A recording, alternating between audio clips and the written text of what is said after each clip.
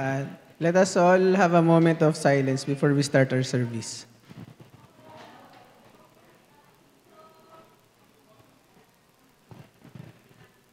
Tumayo tayong lahat at buksan ang ating Biblia sa libro ng mga awit, Kapitulo 40, versikulo 5.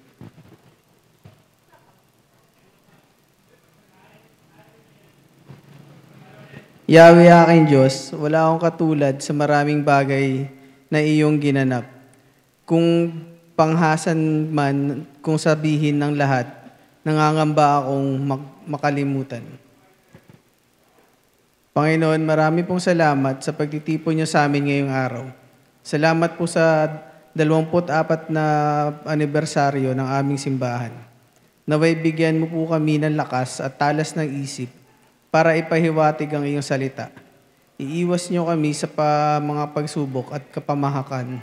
Sana po ay maging matatag ang aming pananampalataya sa panahon ng pagsubok sa aming mga buhay. Gabayan mo kami sa mga araw namin at nagawain. Maraming salamat, Panginoon, sa lahat ng biyaya na aming natatamasa sa aming mga buhay. Ito po ay aming panalangin kay Jesucristo ang aming Panginoon. Amen. Good morning po, magandang umaga.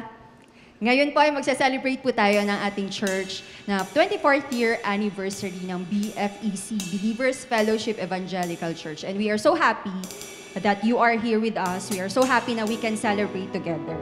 And so po today, as we celebrate the anniversary, i-worship po natin si God ng sama-sama, ng buong puso at ng buong kagalakan.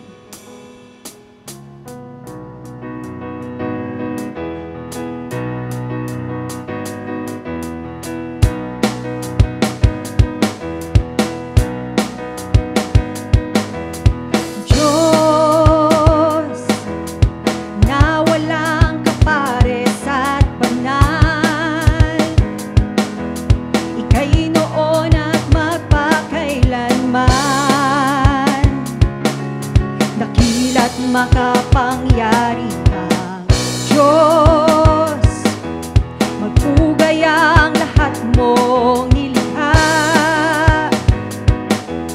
Lahat ng may buhay at hininga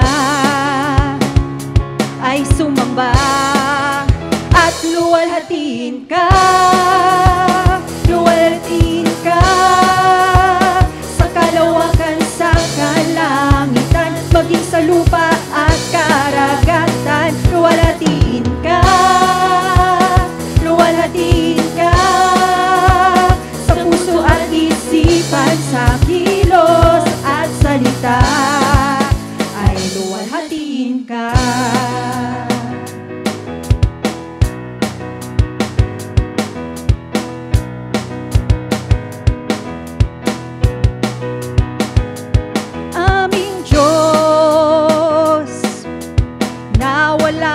Pares at banal, ika'y noon at magpakailanman, dakila't makapangyari kang Diyos, magbugay ang lahat mong nilikha. Lahat ng may buhay at hininga ay sumamba at luwalhatiin ka, luwalhatiin ka sa kalawakan, sa kalangitan, maging sa lupa at karagatan. Luwalhatiin ka, luwalhatiin ka sa puso at isipan, sa kilos at salita. Luwalhatiin ka, luwalhatiin ka sa kalawakan, sa kalangitan, maging sa lupa at karagatan. Luwalhatiin ka, luwalhatiin ka sa puso at isipan, sa kilos at salita ay luwalhatiin ka.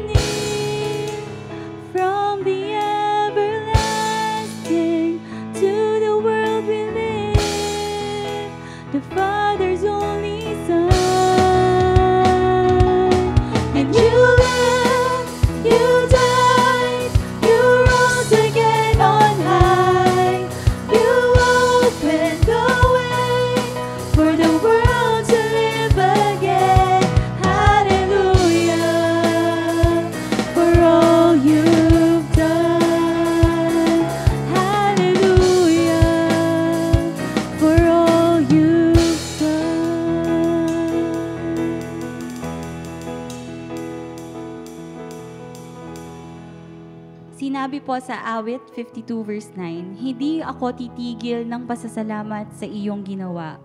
Ang kabutihan mo'y ipahahayag ko kasama ng madla.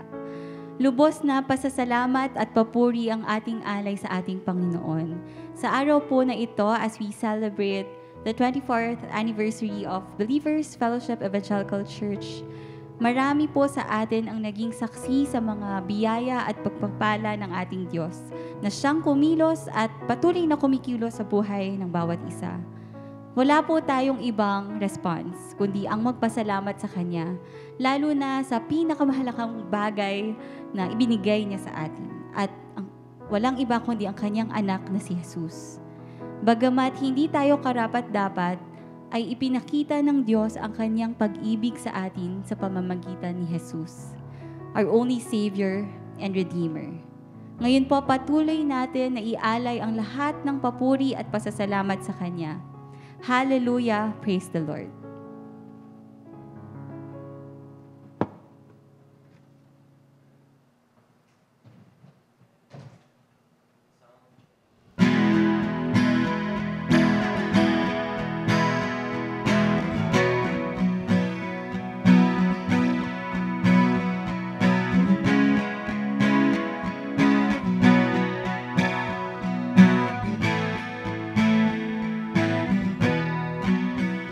What love the Father has lavished on us, that we should be called His sons and daughters, precious in His sight.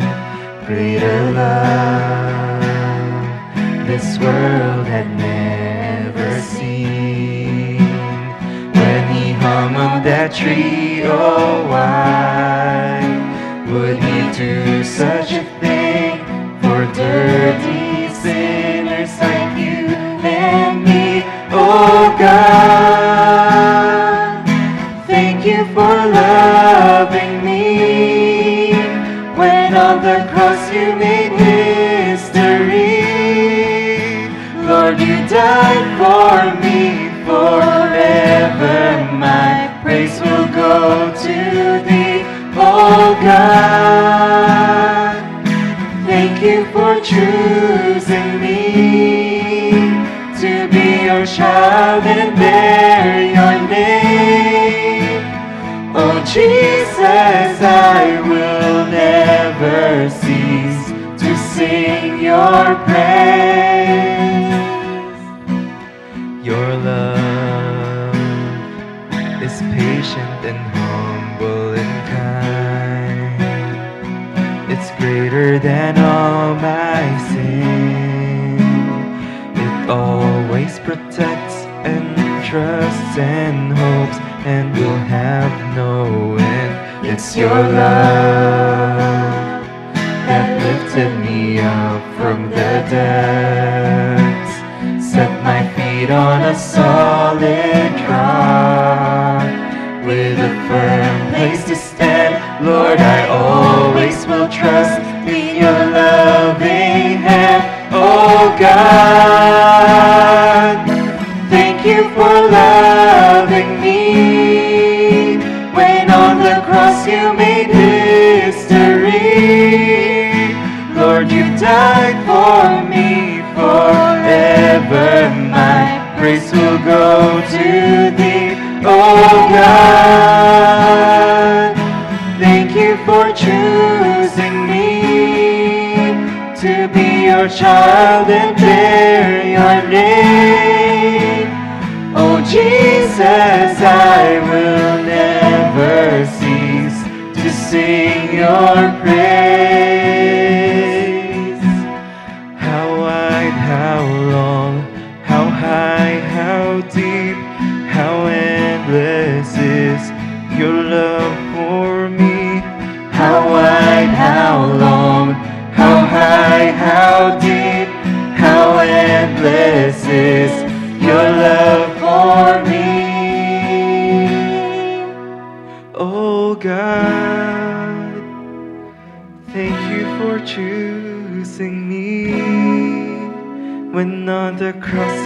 made history.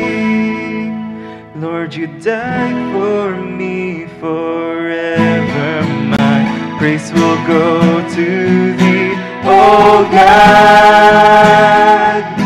Thank you for choosing me to be your child and bear your name. Oh Jesus, I will never cease to sing your praise. Thank you for loving me.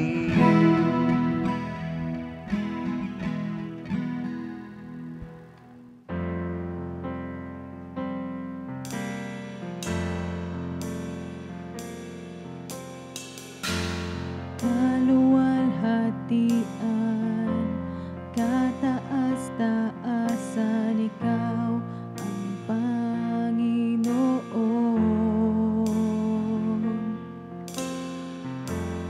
Kamangha-mangha, kay ganda-ganda, ikaw ang Panginoon.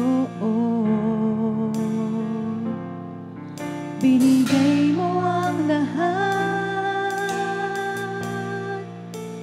Diyos, inibig mo ang isang tulad ko. Tinawag mong anak, itinabi sa piling mo, at sa iyong mga mata ako'y malinis na, katuwiran ni Jesus, iyong nakikita.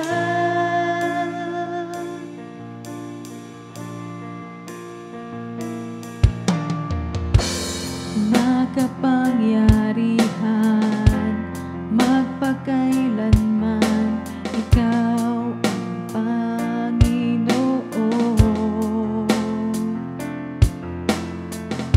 Walang hanggang Ama, lagi kong kasama, ikaw ang Panginoon.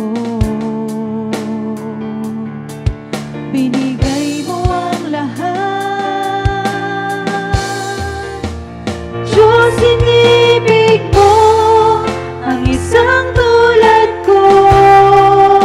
Tinawag mong anak, itinabi sa piling mo, at sa iyong mga mata ako'y malinis na, katuwiran ni Jesus, iyong nakikita. Diyos, inibig mo ang isang tulad ko. Tinawag mong anak, itinabi sa piling mo, at sa iyong mga mata ako'y malinis na, katuwiran ni Jesus, iyong nakikita.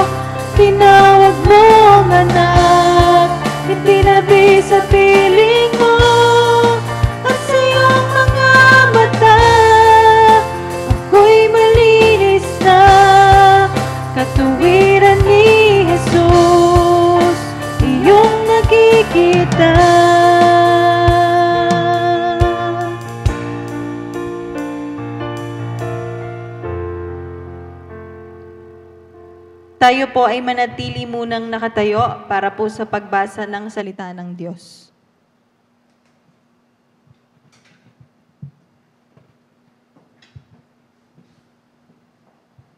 Buksan po natin ang ating mga Biblia sa 1 Corinthians chapter 2 verses 1 to 5. 1 Corinthians chapter 2 verses 1 to 5. Babasahin ko po sa wikang Tagalog.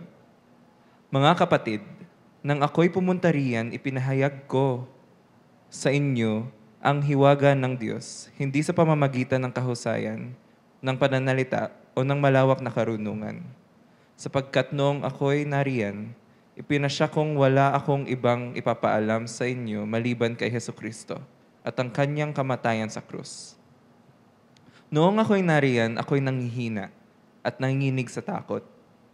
Sa aking pananalita at pangangaral ay hindi ko sinubukang hikayatin kayo sa pamamagitan ng mahuhusay na talumpati at karunungan ng tao.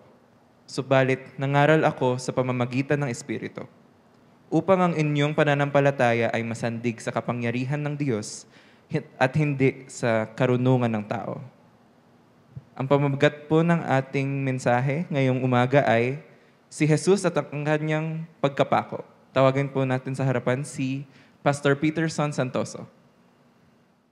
Maaari na po tayong umupo. Isang mapagpalang araw ng Panginoon po sa ating lahat. At salamat po sa inyong pagdalo.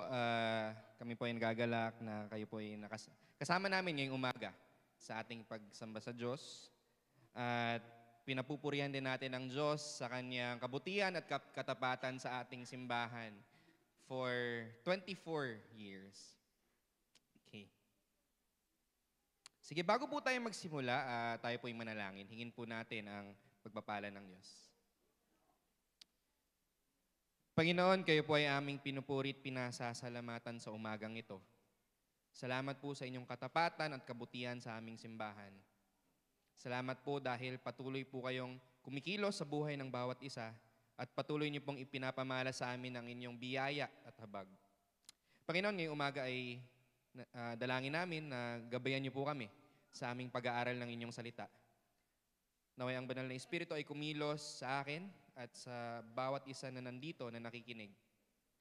Naway ngayong umaga ay maitaas ang pangalan ng inyong anak sa iyong ikaluluwalhati. Maraming salamat po sa ngalan ni Jesus. Amen. Hindi po natin maiiwasan na minsan namimili po tayo ng pastor na ating pakikinggan. Tama po. At of course, hindi yun maiiwasan. Minsan, mas gusto natin makinig sa pastor na ito. At kapag narinig naman natin itong isa, parang okay lang, ayaw naming pakinggan. So hindi po natin may iwasan yung pagpili na yon. Ngunit ang tanong po, ano po ang criteria or ano ang reason? Ano ang mga dahilan? Ano ang batayan ng ating pagpili kung sino ang ating pakikinggan? Madalas hindi nakabatay sa katapatan ng mangangaral sa salita ng Diyos o sa katotohanan ng kanyang sinasabi ang ating pagpili. Kundi madalas ang tinitingnan natin ang kanyang husay at ang kanyang paraan ng pananalita. Tanong natin, nakakaaliw ba itong pastor na ito?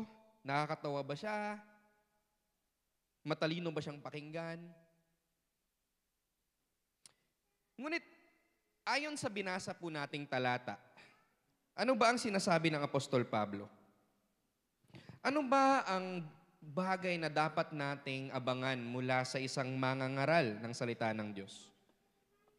Ano ba talaga ang mensahe ng Kristyanismo?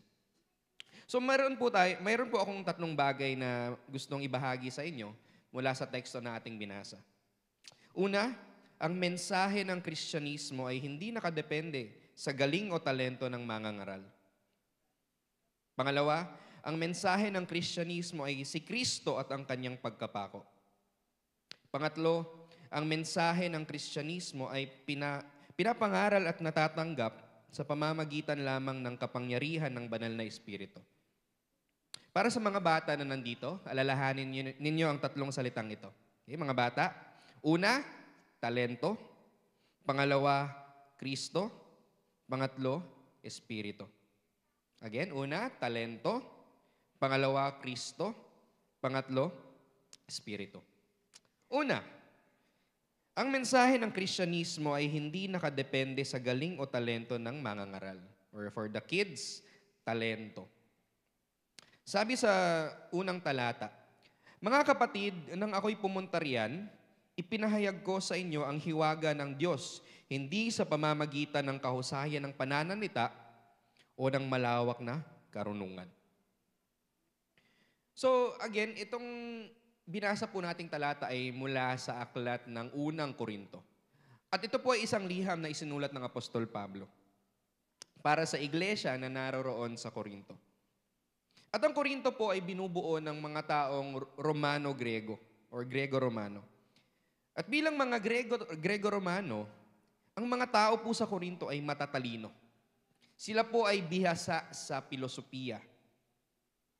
At ang ginagawa po nila noon ay kung mayroong dalubhasa na darating sa kanila na may daladalang bagong katuruan at kung itong mangangaral na ito ay magaling magsalita, agad-agad po nila itong pinaniniwalaan. Agad-agad nila itong pinakikinggan. So ang mga taga-Korinto po, madali po silang mabighani sa mga katuroang bago at masarap sa pandinig. At madali po silang maakit ng mga mangangaral na sobrang galing magsalita. So ngayon po, mayroon pong dalawang problema na hinaharap ang Apostol Pablo sa iglesia ng Korinto.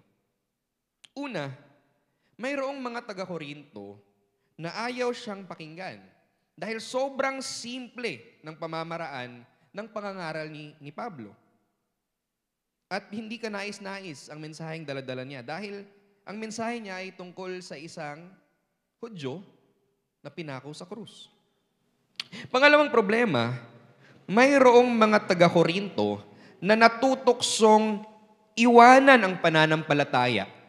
Bakit?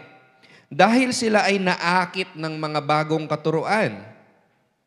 Sila ay nabighani sa mga dalubhasang napakagaling magsalita. Kaya pinaalala ng Apostol Pablo ang pamamaraan ng kanyang pangangaral. Hindi kahusayan ng pananalita o lawak ng bokabularyo o makamundong karunungan ng kanyang daladala nung siya'y nangaral sa Korinto. Bakit? Dahil hindi nakadepende sa kanyang pagkatao, hindi nakadepende sa kanyang karunungan, at hindi nakadepende sa galing ng kanyang pananalita ang katotohanan ng mensaheng kanyang daladala.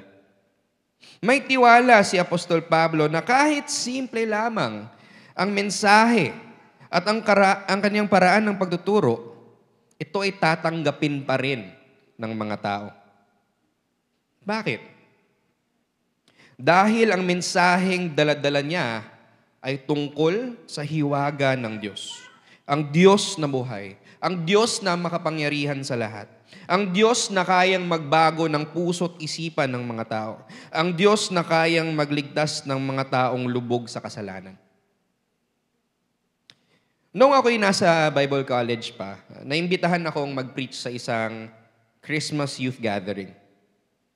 So sa gathering na iyon ay tinuro ko at pinaliwanag ko lang kung ano ang sinasabi ng talata na binasa ko. At ipinagkatiwala ko na sa Diyos ang kalalabasan. Pagkatapos po ng service, nilapitan ako ng pastor. Sabi niya sa akin, Toy, alam mo kung ganyan ka mag-preach, tutulugan ka lang. Hindi na effective yan. Then nagulat ako. So tinanong ko yung pastor, bakit po ganun? Ano po ba ang dapat kong gawin? Sabi niya, dapat aliwin mo yung mga bata. Mag-joke ka, or mag-incorporate ka ng mga play, ng mga sayaw, ng mga kanta, para magising sila at makinig, para dumami ang kabataan. Pero sobrang salungat po ito sa sinasabi ng Apostol Pablo. Dati, nung time niya, naakit ang mga tao sa galing at talino ng mga tagapagturo. Sa panahon naman natin ngayon, mas naaakit tayo o mas gusto natin ang nagsasalita kapag nalilibang tayo sa Kanya. Kapag napapatawa niya tayo sa Kanyang mga biro o napapaiyak niya tayo sa Kanyang mga makapagbagdamdaming kwento, gusto natin siyang pakinggan.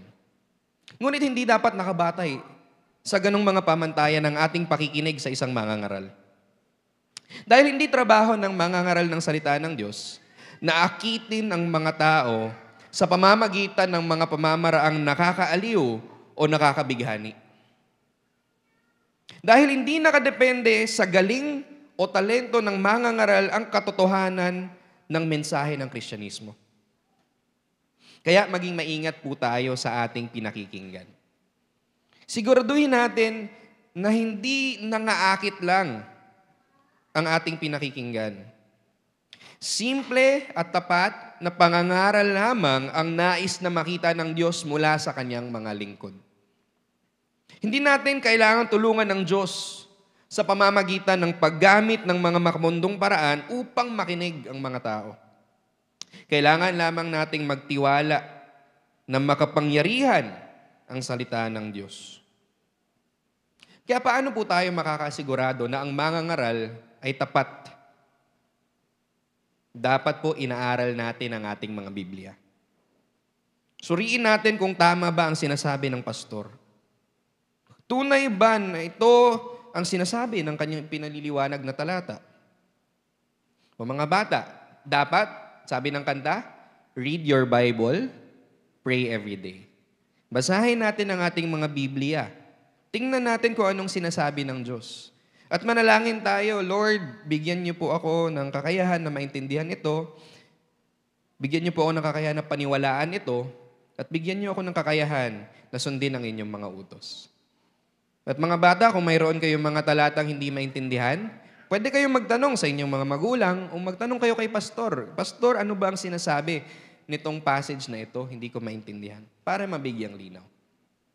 Nang sa gayon, makasigurado tayo na ang lahat ng tinuturo ng pastor at lahat ng binabasa natin, ang ating pagkaintindi ay tama. Ang bukang bibig ng isang tapat na mangangaral ng salita ng Diyos ay si Kristo at ang kanyang kamatayan sa krus.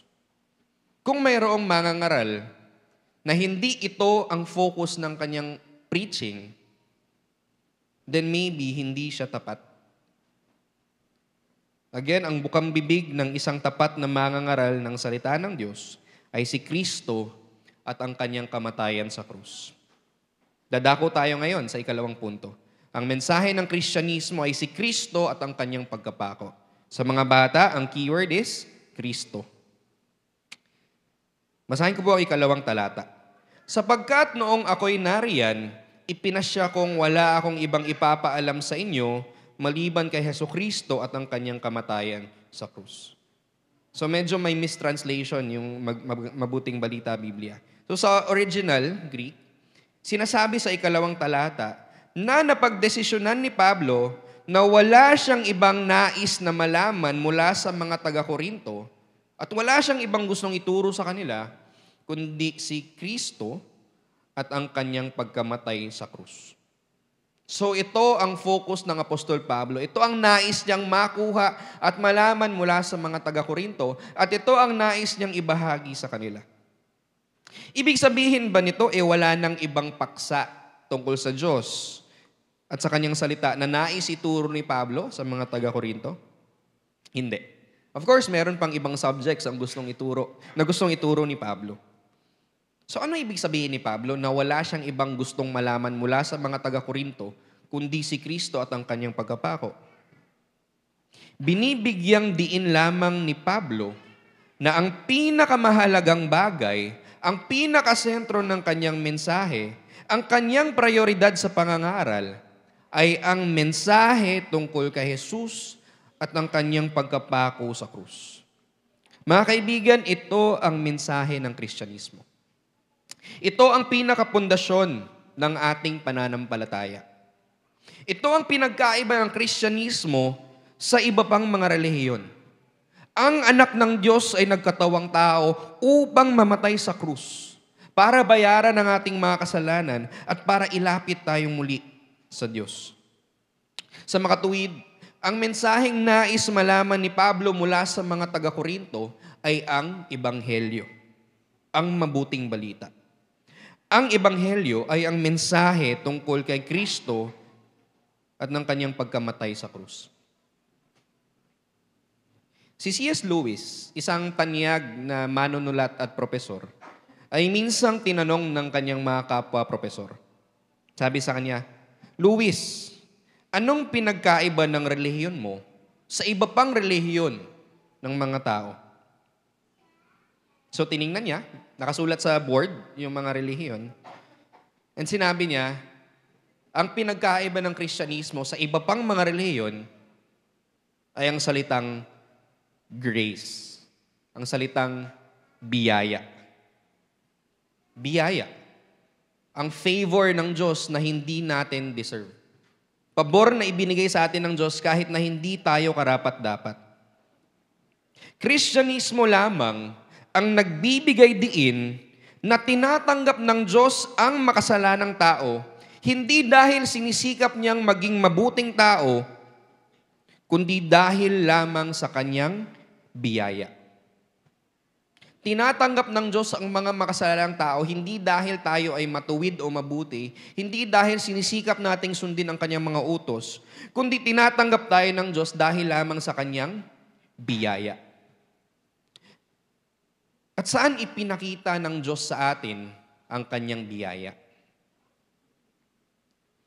Sabi sa Juan, unang kabanata, talata 16, at mula sa kanyang kapuspusan, si Kristo ito, mula sa kanyang kapuspusan ay tumanggap tayong lahat, biyaya na sinundan pa ng ibang biyaya. Sa pamamagitan ni Kristo, ipinamalas ng Diyos sa atin ang kanyang biyaya. Ito ang Ebanghelyo. Ito ang mabuting balita. Ang biyaya ng Diyos na kanyang ipinakita sa atin sa pamamagitan ni Kristo at ng kanyang pagkamatay sa krus. Sabi ni Charles Hodge, si Jesus ang subject or paksa at object or layon ng pangangaral ng salita ng Diyos. Si Kristo dapat ang paksa at layon ng pangangaral ng salita ng Diyos. So kapag may pastor na nangangaral ng Bible, hindi dapat makamundo o makataong karunungan ang paksa ng kanyang mensahe. Dahil pwede natin niyang makuha mula sa mga YouTube videos o sa iba pang mga teacher. Ang mensahe ng isang pastor, ang paksa ng kanyang mensahe ay dapat si Jesus.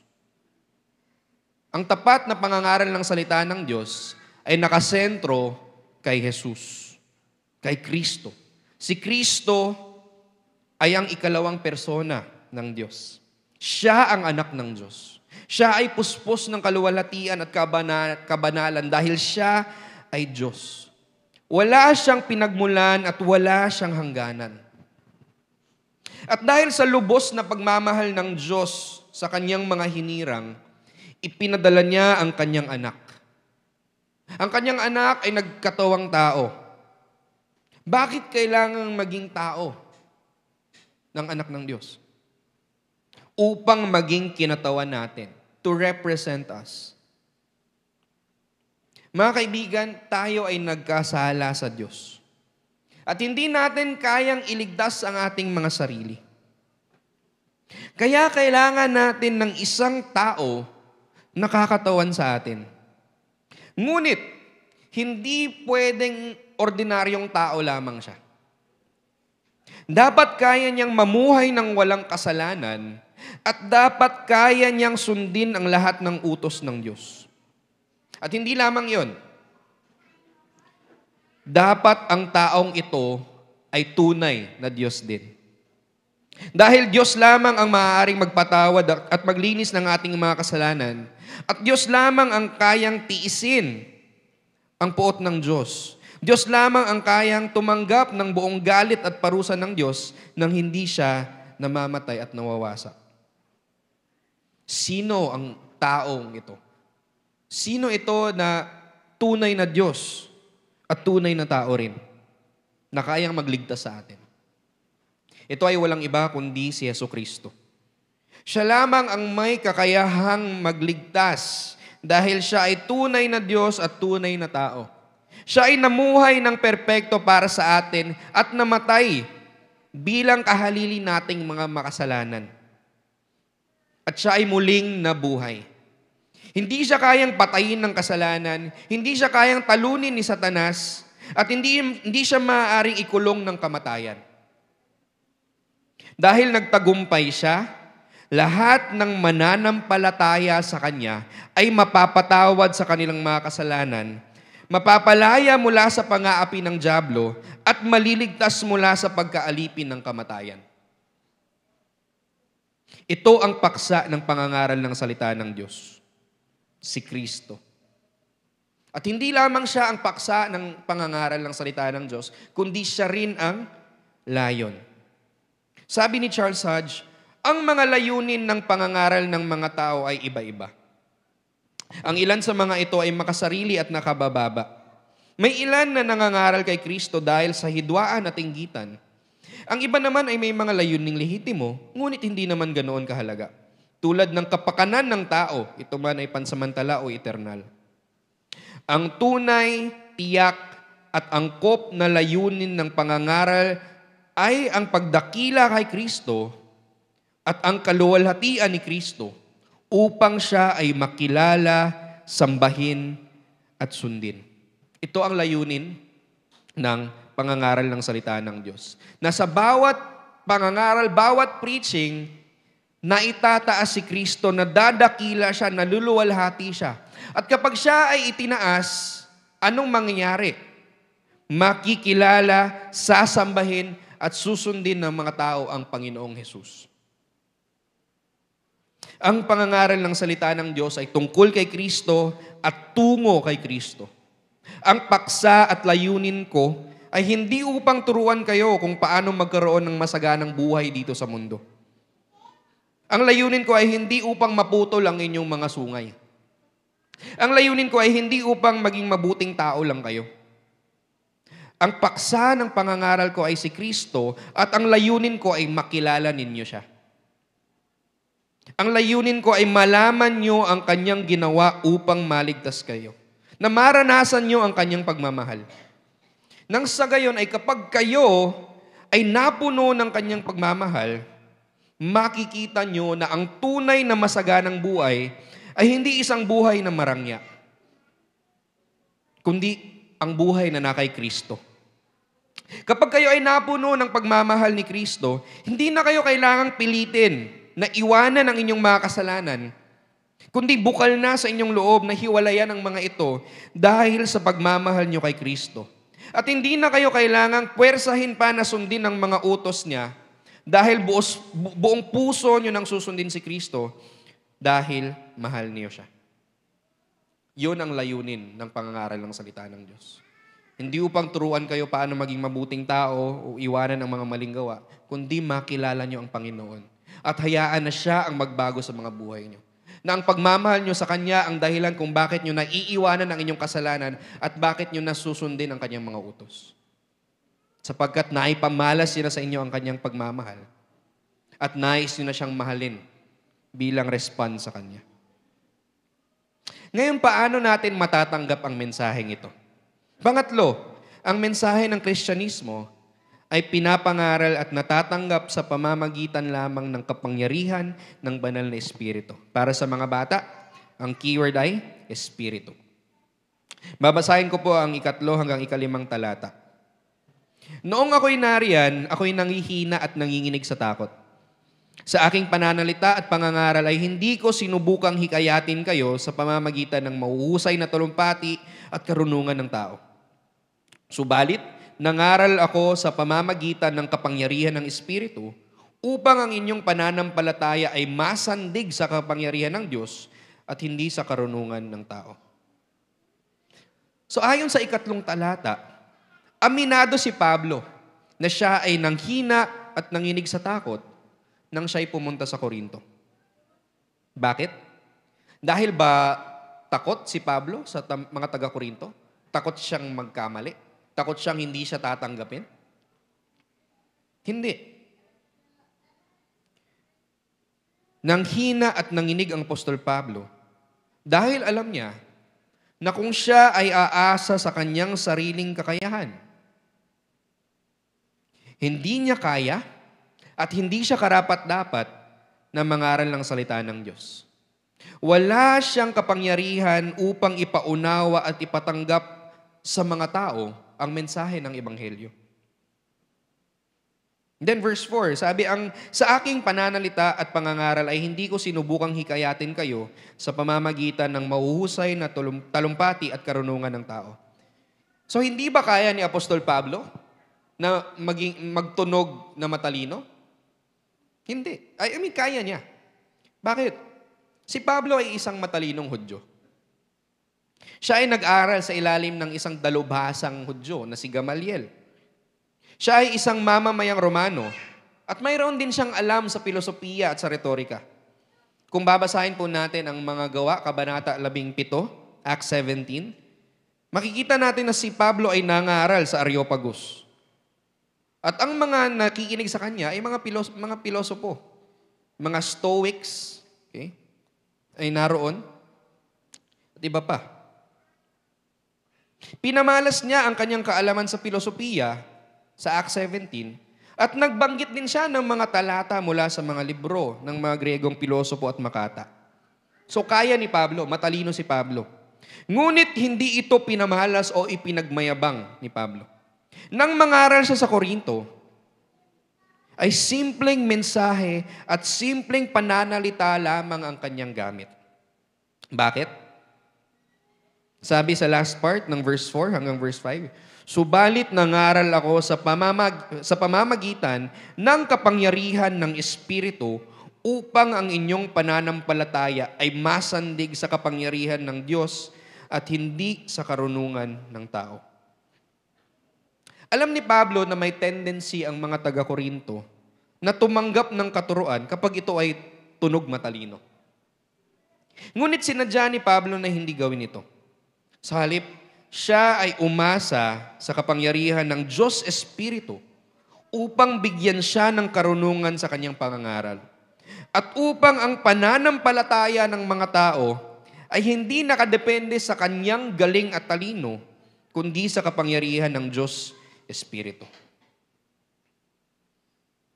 Sabi ni Tim Keller, isa sa mga paborito kong manunulat, isang palatandaan na hindi mo talaga naunawaan ang Ebanghelyo ay tiyak at nakakasiguro kang naintindihan mo na ito ng lubusan. Ulitin ko, isang palatandaan na hindi mo talaga naunawaan ang Ebanghelyo ay tiyak at nakakasiguro kang naintindihan mo na ito ng lubusan. Kaibigan, baka ikay narito at baka ang iyong katiyakan ay nakasalalay sa iyong sariling karunungan. Matalino ako, relihiyoso akong tao, espiritual ako, kaya naunawaan ko ang Ebanghelyo. Hindi ko na kailangan pang pangaralan muli tungkol kay Kristo, tungkol sa kaligtasan at tungkol sa kanyang kapatawaran. Kasi alam ko na yan, huwag mo nang ulit-ulitin sa akin yan.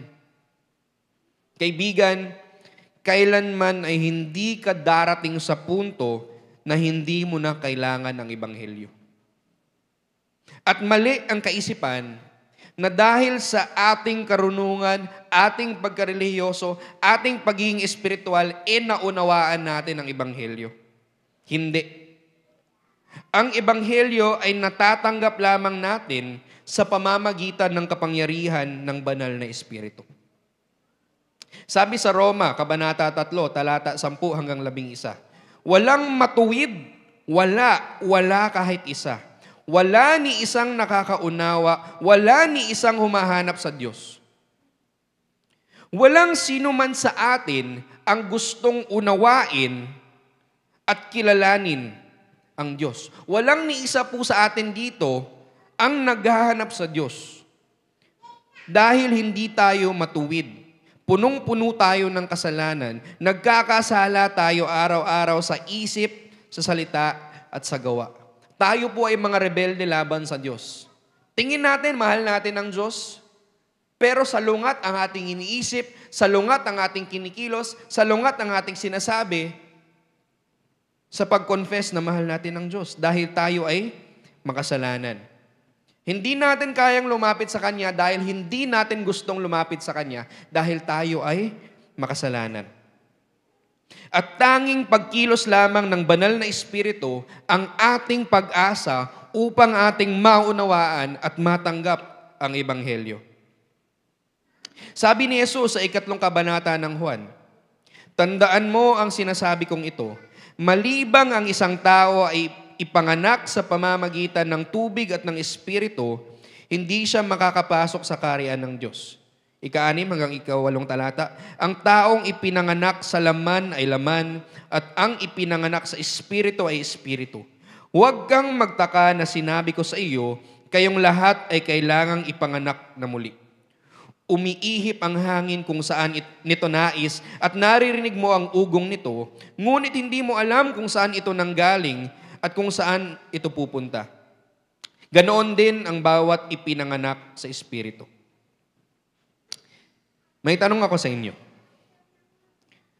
Kontrolado ba natin ang araw ng ating kapanganakan? Pinili ba natin ang ating birthday? Sinabi ba natin noon sa ating mga magulang, "Nanay, tay, gusto ko May 5 niyo ako ipanganak"? Hindi. Wala tayong kakayahang kontrolin ang araw ng ating kapanganakan. Ganyan din, wala din tayong kontrol kung sino ang ating magiging magulang. At ganun din sa ating espiritual na kapanganakan. Wala tayong kakayahan na bigyan ng ating mga sarili ng buhay espiritual. Hindi po natin kayang gawin yun. Ngunit dahil sa biyaya't habag ng Diyos sa atin, kumilos ang Kanyang banal na Espiritu, at nang marinig natin ang pangangaral ng Ebanghelyo, tinanggap natin ito. Dahil ba mabait, matalino at relihiyoso tayo? Hindi. Kundi dahil kumilos ang banal na Espiritu sa atin. At kumilos ang banal na Espiritu sa atin at naniwala tayo dahil sa Kanyang kapangyarihan.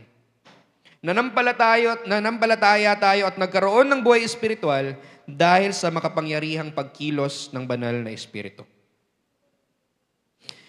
Ngayon, kaibigan, baka naririto ka at hindi ka pa nananampalataya.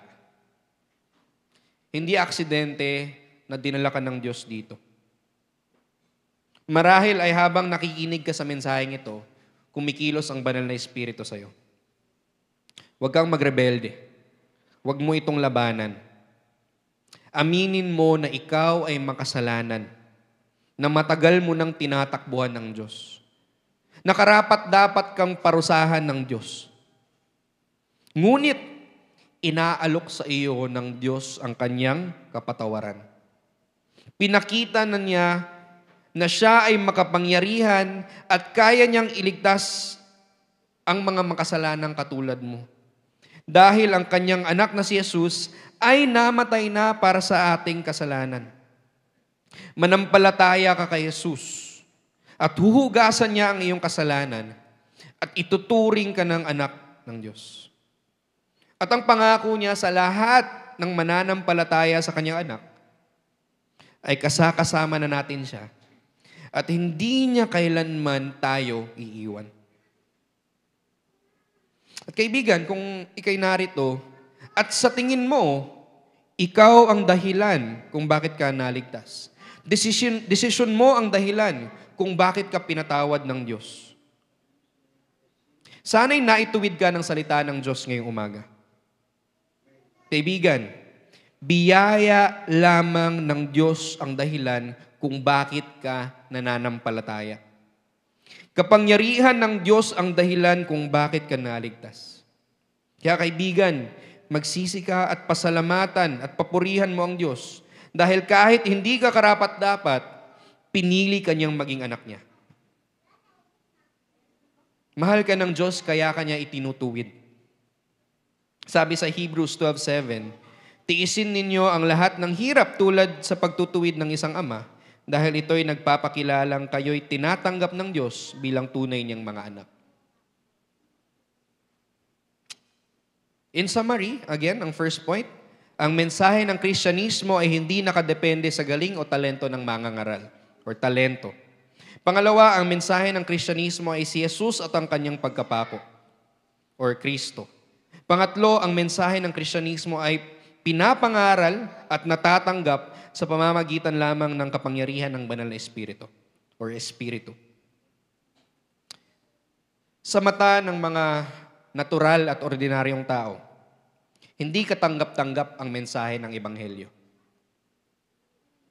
Ayaw nating mga tao na sabihan tayong makasalanan tayo. Gusto nating isipin na mabubuting tao tayo. Kumpara sa mga nasa kulungan, yak na mas mabuti tayo. Ngunit sinasabi ng Ebanghelyo na tayo ay makasalanan at karapat-dapat sa paglilitis ng Diyos. At masyadong makumundo ang pag-iisip ng mga tao. Kapag binahagi mo sa kanilang ebanghelyo, sasabihin nila, mapapakain at mapapayaman ba ako ng relihiyon nyo? Gusto nila ng mga bagay na bago, nakakaaliw, masarap pakinggan, at praktikal. Kaya kalokohan sa mata ng tao ang mensahe ng krus ni Kristo. Ngunit para sa atin na nananampalataya, ito, ang krus, ang kapangyarihan ng Diyos. Mga kaibigan, ang kaluwalhatian ni Kristo ay kanyang ipinakita at ipinahayag sa atin, hindi sa pamamagitan ng pagpapakita ng makamundong tapang at lakas. Pinamalas niya ang kanyang kaluwalhatian, hindi sa pamamagitan ng pagpuksa sa kanyang mga kaaway at paglaban sa Roma, gamit ang mga makamundong sandata at hukbo. Kundi ipinakita ni Kristo ang kanyang kapangyarihan at kaluwalhatian sa pamamagitan ng kanyang pagsunod sa Ama at pagsilbi sa atin. Pinakita niya ang kanyang kaluwalhatian sa pamamagitan ng kanyang pagdurusa sa krus ng Kalbaryo. Pinamalas niya ang kanyang kapangyarihan sa pamamagitan ng pagmamahal sa mga makasalanang tulad natin. Isang pagmamahal na pinakita niya sa pamamagitan ng pagsakripisyo ng kanyang sarili para sa ating mga kasalanan. At nais ni Kristo na ipangaral natin ang mensaheng ito, hindi sa pamamagitan ng paggamit ng makamundong karunungan o ng mga nakakaaliw na talumpati, kundi sa pamamagitan ng simple at tapat na pangangaral ng kanyang salita. Na siya ay namatay upang bigyan ng buhay ang mga makasalanang tao. Kaya hindi natin kailangan ng mga makamundong bagay o mga makamundong paraan para dalhin ang mga tao kay Jesus. Hindi natin kailangan pabilibin ng mga tao sa ating talino, sa ating galing sa pagsalita, para maniwala sila kay Kristo. Hindi natin kailangan ng mga pakulo o mga bagay na nakakaaliw para hikayatin ang mga tao na magsimba para maniwala sila kay Jesus. Kailangan lamang natin silang mahalin. Kailangan natin silang pagsilbihan sa pamamagitan ng pagbabahagi sa kanila ng mensahe na si Jesus ay namatay para sa mga makasalanan upang sila ay manampalataya sa Kanya at mapatawad at maligtas mula sa kanilang mga kasalanan at upang sila ay maging mga anak ng Diyos. Tayo po'y tumayo at manalangin.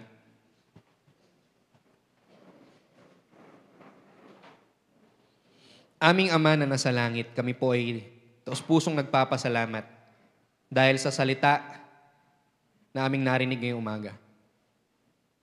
Salamat po dahil sa ginawa ng inyong anak na si Kristo na namatay para sa mga makasalanang tao upang sila ay maligtas.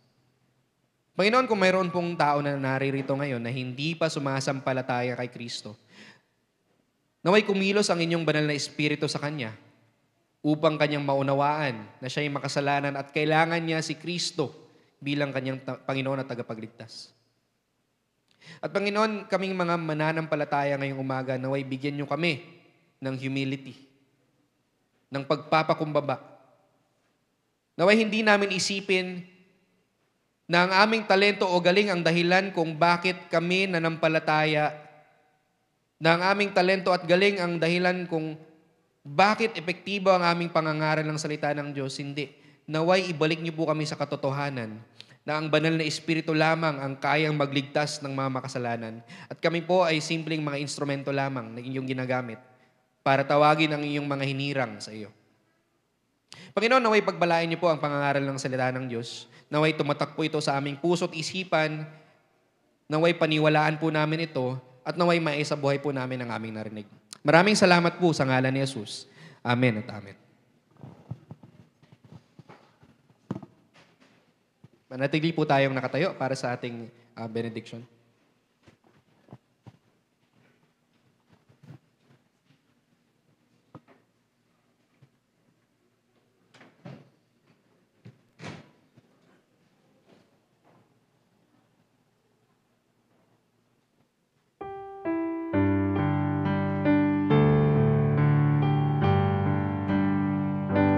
May the peace of God our Heavenly Father and the grace of Christ the risen Son and the fellowship of God the Spirit keep our hearts and minds within His love.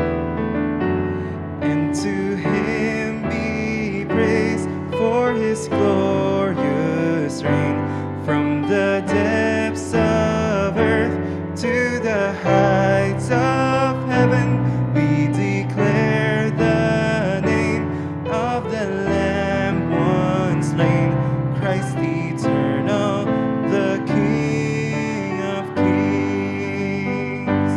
May this peace which passes understanding and this grace which makes us what we are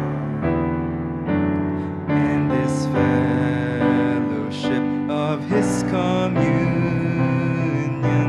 make us one in spirit and in heart. And to Him be praise for His glorious reign from the depths of earth to the heights of heaven. We declare the name of the Lamb once slain, Christ eternal, the King of kings. Christ eternal, the King of kings. Amen.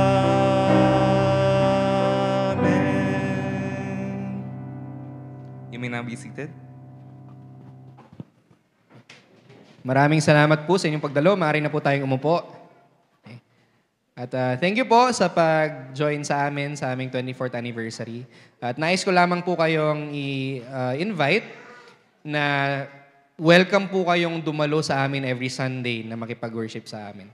So sa Bible study natin, na-emphasize naman lagi na napakahalaga sa buhay natin na tayo ay maging kabilang ng isang lokal na iglesia kung saan itinuturo ng tapat ang salita ng Diyos. So welcome po kayo na dumalo, na mag-join sa amin every Sunday. So minsan, or mostly we worship at 9 a.m. ng Sunday, pero mayroon din pong mga linggo na alas 3 po ng hapon ang aming pagsamba.